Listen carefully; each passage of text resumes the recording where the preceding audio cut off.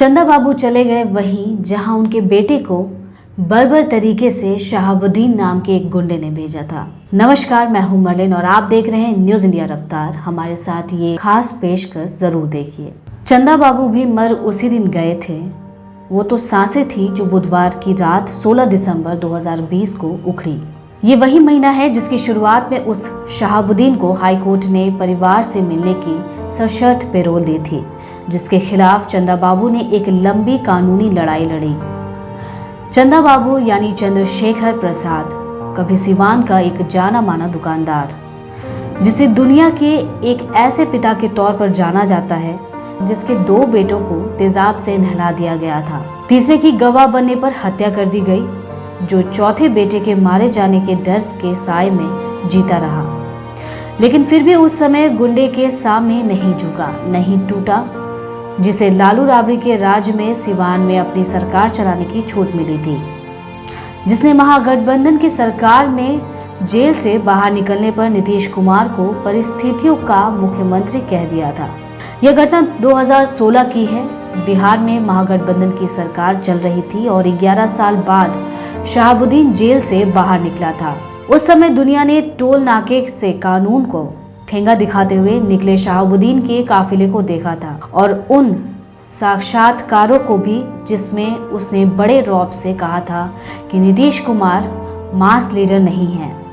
अगर जनता को मैं डॉन के रूप में पसंद हूँ तो मुझे अपनी छवि बदलने की जरूरत नहीं है। बड़रडीहा बस स्टैंड पर उतरने के बाद हम पूछते हुए चंदा बाबू के घर पहुंचे थे। मकान और दुकान साथ ही था। खिचड़ी दादी, सस्ता चश्मा और एक लुंगी के ऊपर सस्ती मटमैली गंजी पहने चंदा बाबू कुर्सी पर बैठे थे। मुझे उनके चेहरे पर 2 रेखाओं का आभास हुआ, जो शायद लगातार आंसू बहने की वजह से स्थायी निशान बन गए थे। अरसे से बीमार चल रहे चंदा बाबू का निधन हृदय गति रुकने के कारण हुआ।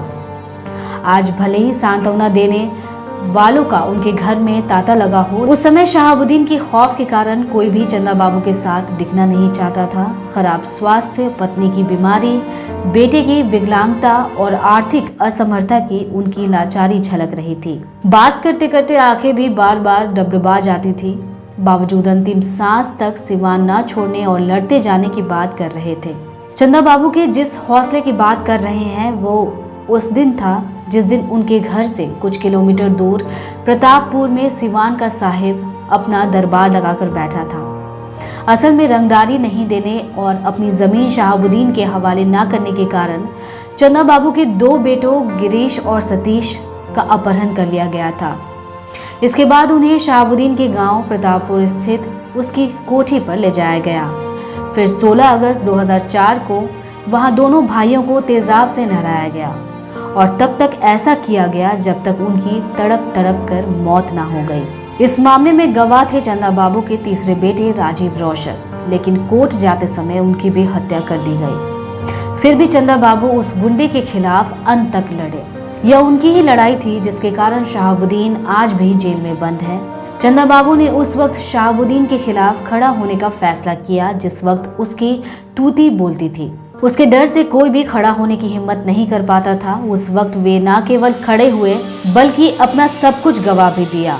एक कहावत है कि अर्थी जितनी छोटी होती है उसका बोझ उतना ही बड़ा होता है। चंदा बाबू के एक नहीं 3 जवान बेटे बलिदान हुए उस युद्ध में। इसलिए जब भी जंगल राज और आतंक राज के खिलाफ खड़े होने की बात होगी तो चंदा बाबू जरूर याद आएंगे। ये भी विकट संयोग है कि चंदा बाबू का पूरा जीवन 16 तारीख के इर्द गिर्द ही घूमती रही।